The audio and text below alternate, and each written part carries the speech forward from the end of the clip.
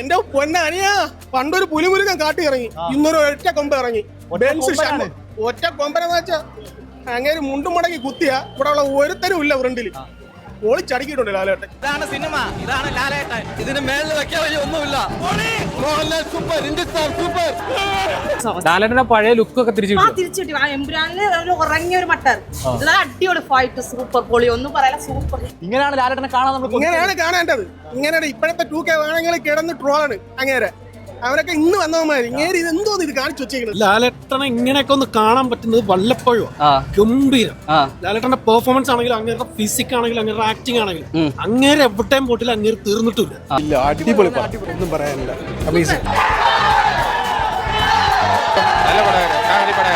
Trailer കണ്ടിട്ട് ആ പ്രതീക്ഷയിൽ വരരുത്. ഇത് ഫാമിലി ഡ്രാമയാണ്. ദൃശ്യം 2-ന് ശേഷം മോഹൻലാലിന്റെ one of the best movies ആണ്. എന്ത് പറയാൻ, ഇതൊക്കെയാണ് വില്ലേ. മറ്റേ ഡ്രാഗൺ എന്നൊക്കെ പറഞ്ഞ അവനെ കൊണ്ടുവച്ച് ഗോപാലത്തിനെ കാണിച്ചതൊക്കെ പറഞ്ഞിട്ട് കാര്യമില്ല. ഇത് തന്നെയാണ് പടം, ഇത് തന്നെയാണ് വില്ലേ. ഒരു പൂർണ്ണ സംതൃപ്തി നൽകിയ പടം, എല്ലാവർക്കും തിയേറ്ററിൽ കാണാൻ പറ്റും. അടിപൊളി ഒരു ഫാമിലി പടം കാണാൻ പോയിട്ട് ത്രില്ലടിച്ച് രോമ എഴുന്നേറ്റ് വരുന്ന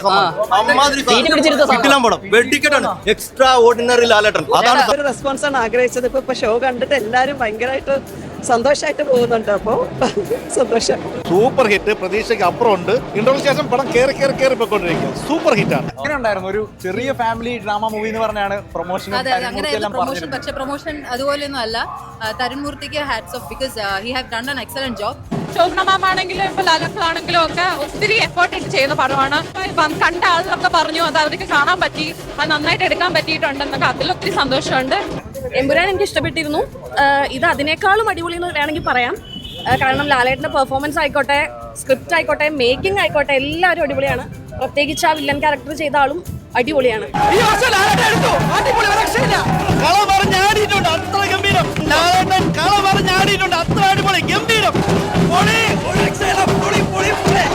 അറനമ്പുരാൻ ആ സമയം കഴിഞ്ഞതിന് ശേഷമുള്ള മോഹൻലാലിന്റെ റിയൽ ലാലേട്ടനെ കാണാൻ പറ്റിയത്.